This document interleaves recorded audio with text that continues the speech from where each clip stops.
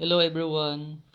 Now we are here in the place where we are going to feed our animals as part of our field laboratory in Animal Science 3. This is cat and care feeding process together with our classmates. Cristin Beniga, Hezir Calinawan, Dariel Donasco, Joemarey Cedron, Mae Kyla Badiang, Cris Bulando, and Roselyn Delicona. This is work as a group in this field of the laboratory. First steps that we're going to do is to get the kuju plants or the Ferraria montana varlubata, the scientific name of the plants. This plants is one of the best food for our sheep.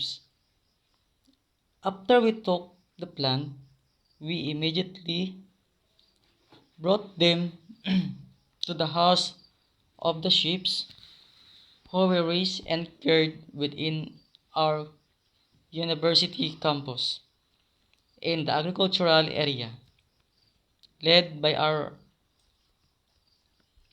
one of the caretakers of the animal ruminants here in our campus, Mr. Russell. After we put all the kojo plants in the animal area, the sheep eat immediately the plants because according to the caretaker, it would be the best for animals to eat fresh plants because it is even more delicious for our animals like sheep and other animal or ruminant animals in the area. That's all for our video for today. Thank you for watching and listening.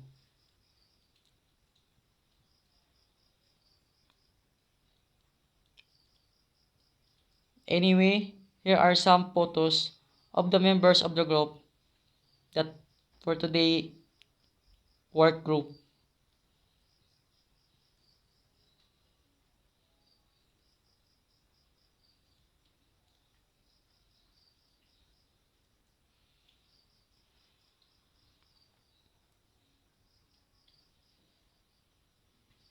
Thank you for watching once again.